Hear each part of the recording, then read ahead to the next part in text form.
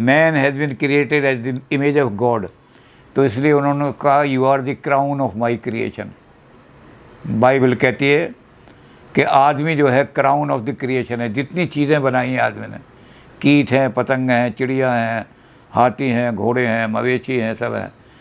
तो क्यों किया? उन्होंने कहा इसलिए कि तेरे अंदर मैंने बुद्धि ऐसा तत्व दिया है कि तू सारी दुनिया पर इन घोड़े, गधे, शेर, चाहे कितने ही बलवान हो, लेकिन तू इन पर सब पर राज करेगा। क्राउन तेरे सिर पर रखा जा रहा है। तो you are the crown of creation. और ये जो पृथ्वी है, इसमें मैंने तरह तरह की चीज़ें बना दी हैं तेरे लिए। You shall utilize it. सारी दुनिया तेरे भोग के लिए बनाई है, जिसको जो तुझे सर्वाइवल में हेल्प करे या दुनिया में जीने में मदद करे, ऐसी हर चीज़ तू इस दुनिया की जैसे चाहे इस्तेमाल कर सकता है। क्रिश्चियनिटी में कोई खाने पीने की पाबंदी नहीं है, सिर्फ एक ही पाबंदी है कि जो मेरे जीवन में सहायक है। अब एक आदमी को कहा गया कि तुम्हारा शरीर बहुत पतला हो गया है, तो मीट खाओ तो अच्छी तरह से प्रोटीन मिल जाएगा।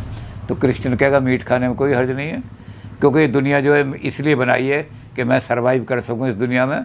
बाकी मुझे इस दुनिया का राजा बनाया है, क्राउन मेरे ऊपर रखा है। तो मैन इज़ द क्राउन। सबसे श्रेष्ठ क्रिएशन जो है गॉड की, वो मैन है।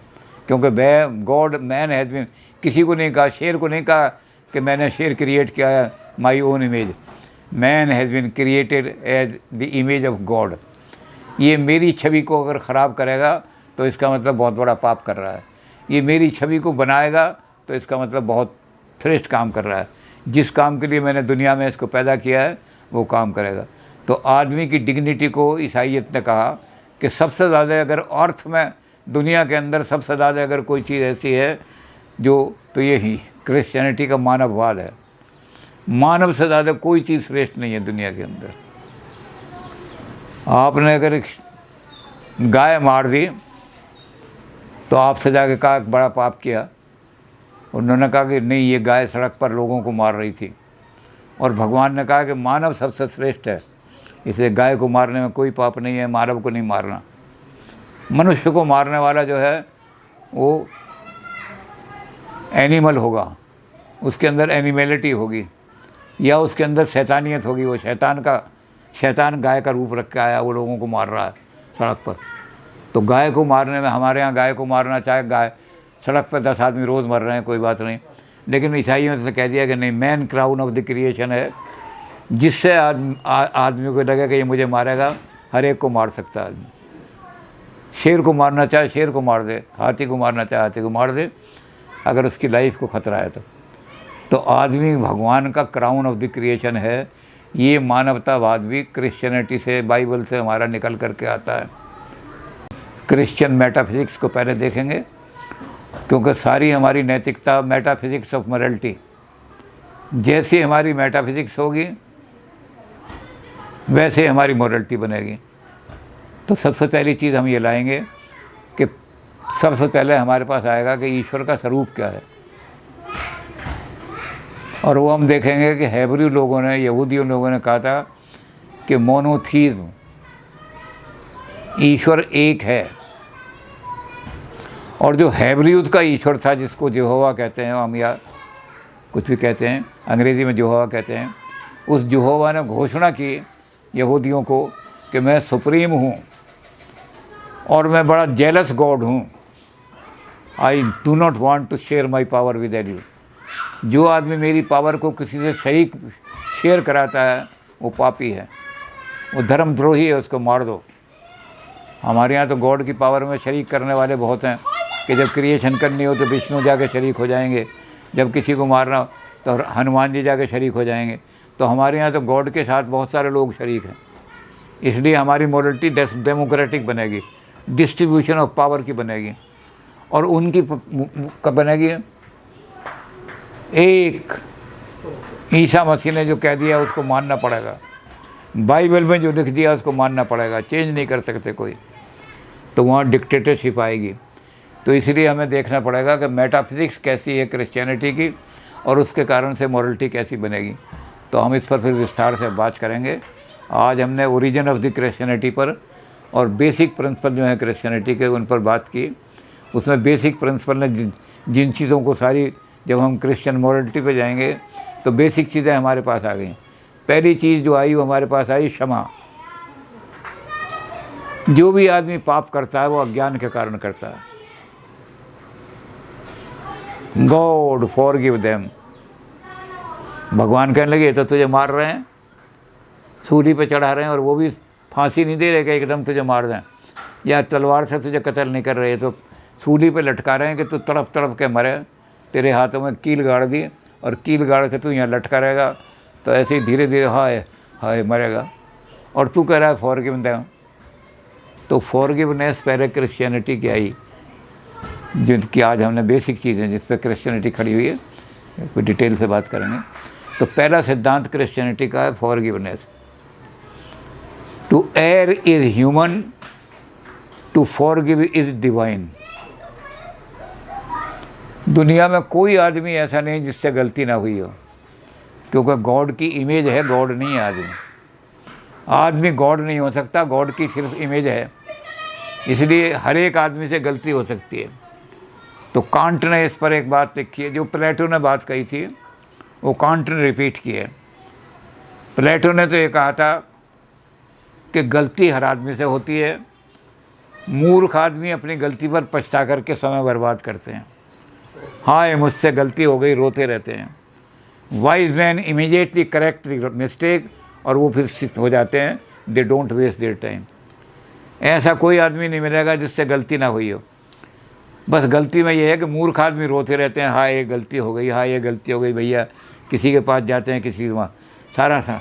और जो वाइज आदमी क्या करेगा कि हो ये गलती हो गई, इसके आगे गलती नहीं होगी, वो एकदम सुधार लेगा। लेकिन कांट ने बड़ी अच्छी बात कही। कांट ने कहा कि मुझे एक आदमी ऐसा मिला जिसने पिछले 200 साल में कोई गलती नहीं की। तो उन्होंने कहा 200 साल का आदमी? तो कांट ने कहा हाँ, आई मेट ए मैन। उन्होंने कहा कहाँ मिला? कहते कब्रिस्तान में। कहते कब्रिस्तान में उसकी डेट लिखी हुई थी डेथ की कि ये डेट है। तो मैंने देखा तो, और वो 200 साल पहले मरा था, उसने कोई गलती नहीं की 200 साल में। तो जो मरे हुए लोग हैं वो गलती नहीं करते, जो जीवित हैं उनसे गलती ज़रूर होती है। तो एर इज ह्यूमन, क्रिश्चियनिटी कहती है कि हर आदमी गलती करता है। अब बहुत सारी कहानी है, वो कहानी तो लंबी इतनी हो जाएंगी क्रिश्चियनिटी, क्योंकि ईसा मसीह जो थे जब जा रहे थे, जैसे मैंने बताया कि ईसा मसीह दुखियों के, दरिद्रों के दुख दूर करते जाते थे। तो एक दिन ईसा मसीह बाज़ार में घूम रहे थे, तो एक आदमी जो जिनाकार था, जिनाकार मतलब जिसने ज़बरदस्ती संभोग किया था किसी के साथ, तो जिनाकार को वहाँ चौराहे पर बांधा हुआ था, चारों तरफ रस्सियों खूंटे गाड़ के उसको बांध दिया था, और वहाँ लिख दिया कि जिनाकार है जो आदमी यहाँ से गुजरे पत्थर मारता हुआ गुजरे। तो ईसा मसीह अपने चेलों के साथ जा रहे थे, तो लोगों ने कहा वो ईसा, राजा को अगर पता लग गया कि तूने पत्थर नहीं मारा तो तुझ पे भी आरोप लगा देगा, तूने भी कोई पाप किया है, नहीं तो मार इसको पत्थर। तो ईसा मसीह ने कहा कि yes I shell obey the command of my, जो आज हमारा रूलर है मैं उसकी कमांड को बिल्कुल ओबे करूँगा, डिसओबे नहीं करूँगा। लेकिन मैं एक शर्त के साथ ओबे करूँगा कि जितने लोग ये पत्थर मारने वाले हैं या खड़े हैं, ये उसके ऊपर को हाथ उठा करके, ईश्वर तू गवाह है, the father in heaven is my witness, ईश्वर तू मेरा गवाह है, मैंने ज़िंदगी में कोई पाप नहीं किया। तो सारे आदमियों के हाथ जो थे पत्थर नीचे गिर गए। उसने कहा जब तुमने खुद पाप किया है तो इस पर पत्थर बरसाने का क्या राइट है तुम पे? जब तुम खुद पापी हो तो पत्थर बरसाने का तुम्हें कोई अधिकार नहीं। अगर तुमने कोई पाप नहीं किया तो मारो इसके पत्थर।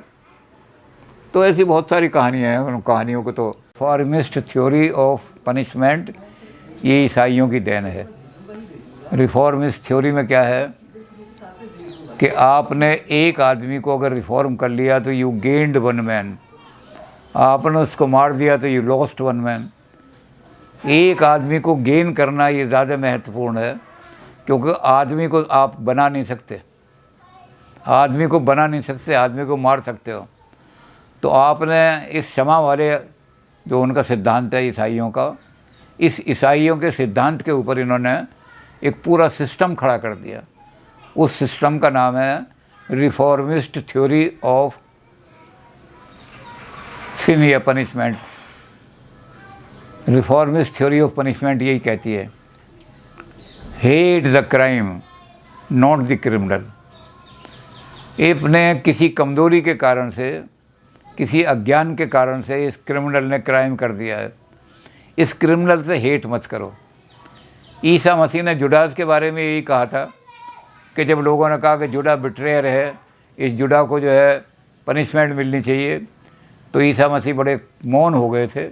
अब सारी बहुत लंबी चौड़ी कहानी है। तो ईसा मसीह बड़े मौन हो गए और ईसा मसीह ने जो 11 शिष्य थे उनको भी ये कहा, उन्होंने कहा कि नो, देखो इस बात को जानो, क्या पता वो जो 30 सिक्के चांदी के जुदात को दिए गए थे, क्या पता तुम्हें दिए जाते तो तुम्हारे भी पैर फिसल जाते। तुम कैसे कह सकते हो? अभी तक तुम्हारे सामने चीज़ आई नहीं, अभी तक 30 सिक्के नहीं आए, इसलिए तुम बड़े बन रहे हो। जिसने कभी खीर नहीं खाई वो बन रहा है, वो बड़े त्यागी हैं हम। और खीर सामने आ जाए फिर उसको छोड़ के दिखाओ। तो इसलिए डोंट क्रिटिसाइज, जुड़ा को क्रिटिसाइज मत करो। अपने अंदर देखो कि क्या मैं अपने अंदर कैसे कर रहा हूँ। मेरे सामने 30 सिक्के आते, मैं भी, मेरे ही पैर फिसल जाते। तो इसलिए जुड़ा को भी क्षमा कर दिया जिसने उनको पकड़वाया था, फांसी पे चढ़ाया था। तो क्रिश्चियनिटी इस चीज़ को बड़ा महत्व देती है। तो इन्होंने कहा कि किसी क्राइम को, किसी क्रिमिनल को हेट मत करो, उस क्राइम को हेट करो जिसके कारण से वो क्रिमिनल बन गया है। चोर को हेट मत करो, चोरी को हेट मत करो, चोरी को करो। कोई आदमी पाप कर रहा है तो उस पाप से घृणा करो, पापी से घृणा मत करो। तो क्या करो, उस पापी को सुधारो। और जब वो पापी सुधर जाएगा तो ए मैन गेन्ड, आपने दुनिया में एक आदमी पैदा कर दिया, मारा नहीं। तो ये क्रिश्चियनिटी का कानून बहुत लंबा चौड़ा रिफॉर्मिस्ट थ्योरी है। और इस थ्योरी में क्रिश्चियनिटी ने निष्कर्ष क्या निकाला?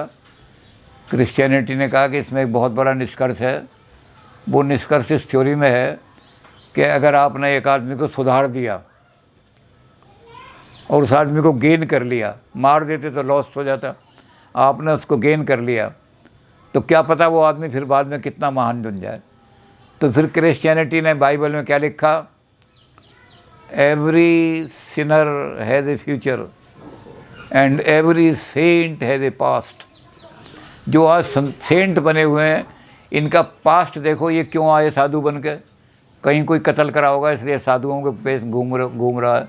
इनका पास्ट देखो, इसने कहीं व्यभिचार किया होगा, ये कहीं दुराचार करके आया है और इन कपड़ों में आके छुप गया है। तो 20 साल बाद पता लगेगा कि ये वहाँ से आया। तो every saint has a past. Saint का पास्ट देखो, पता लगेगा कितनी बार ये फिसला होगा सेंट बनने से पहले। और एवरी सिनर, जिसको आपने सिनर कह रहे हो, उससे हेट मत करो। उसको जिस दिन वो सिन छुड़ा दिया, चोरी करने वाला आदमी है, आपने उसको उपदेश दे करके और चोरी करना छुड़ा दिया, वो बड़ा सेंट बन जाएगा। वो तो वो खुद भी चोरी नहीं करेगा, औरों को भी चोरी करने से रोकेगा।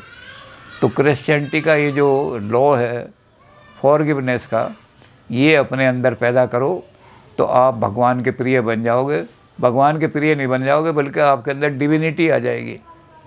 भगवान का तत्व जो है, भगवान का, वो आपके अंदर आ जाए, विराजमान हो जाएगा। तो क्रिश्चियनिटी ने अभी बहुत सारी चीज़ें दी हैं, लेकिन और एक चीज़ सबसे बड़ी दी है, उसको भी बाद में देखेंगे हम, वो है लव।